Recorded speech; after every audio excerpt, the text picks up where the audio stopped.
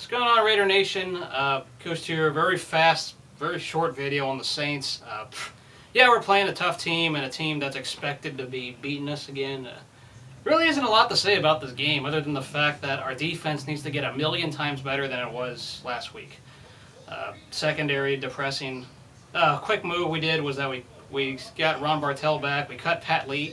I don't know why we kept Joselo Hansen, honestly. Why did we cut Pat Lee when I thought he played better than some of those other corners we had? Someone explain that to me, because I don't get that. I mean, everything was pretty much going wrong that game for the most part against the Ravens. You can't really do much about that. Saints, they expect to just come in here and blow us out. It's really simple. Our secondary is just so bad. Drew Brees can be throwing left and right on us. Yeah, the pass will probably set up the run. Pretty simple. Just pass on the Raiders and you win. That's the way things have been, sadly. Going on, of course, on the other side of the ball, Saints defense is not exactly great, especially their secondary of their own. Their defense has given up a lot of yardage. Yeah, the Saints have done that for a while, though. Even their Super Bowl year, they will give up yardage just to try to get the turnover. It's that bend but don't break kind of defense. And ironically, who was behind some of that? Dennis Allen. Of course, he was the secondary coach of the Saints during the, I believe, Super Bowl season. Saints defense, that's what they depend on, is just pretty much getting the turnover. Of course, the other thing they depended on was something called a bounty, which I'm not going to go deeper into, but that definitely motivated their players, because their defense was definitely not exactly the greatest. So it gives Palmer some time. Palmer can't make the big mistakes, but he has to play a perfect game, which is impossible to do. And it's wrong that Palmer is forced to do everything when really it's not his fault. With all the stuff, he's carrying this team on his back, which he's done a good job with all the crap that we've had, offensive line and receivers and inexperience. Palmer's been the one guy that's been good, and I know some people say get rid of him. Something's wrong with you. Something is wrong with you if you're saying Palmer is the reason why we're losing.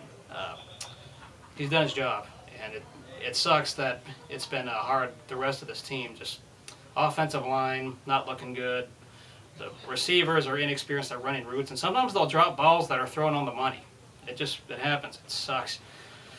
Yeah, going on though, our running game, kaput. What have we done in the running game? Nothing. We make every running defense look good on us.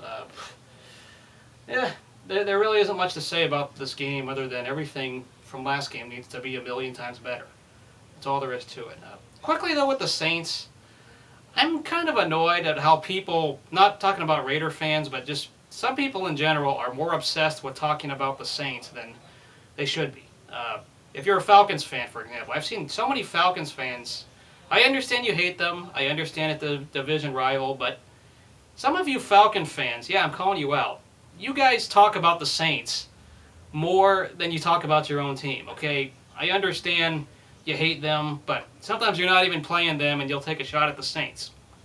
I don't get that. You're more obsessed with being an anti-Saints fan than being a Falcons fan.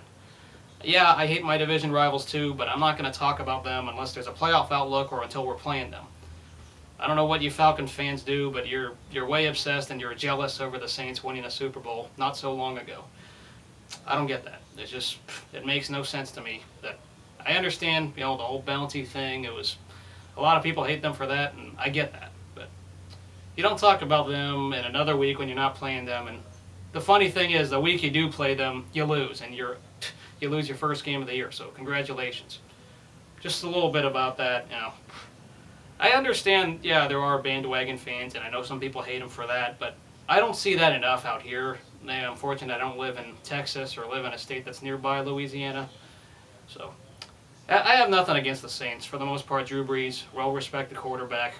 I mean, yeah, the bounty thing was hateable a little bit, but I'm not obsessed with them. They're just another team. It's going to be tough. The Saints are just a good passing team, and lately they've been hot after a slow start.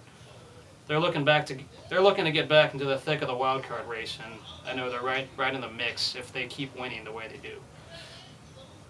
By the way, on a non-football note, thank you, baseball writers, for getting it right and voting Bob Melvin for AL Manager of the Year. That's the one thing that I've been looking at when it comes to awards, and I know I shouldn't be obsessed over them, but this was the one award that was well-deserved for Bob Melvin. I'm very what a season. I mean, I know some people might be mad Buck Showalter didn't win, but big thing.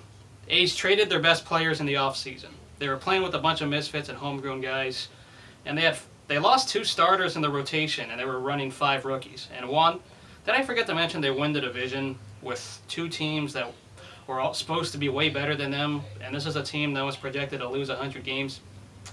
Yeah, it's a lot. I'm not saying Baltimore's not deserving, but they had some good homegrown players and good outfielders, including a catcher that was going to be good for the franchise. So we knew they were heading in the right direction with the A's.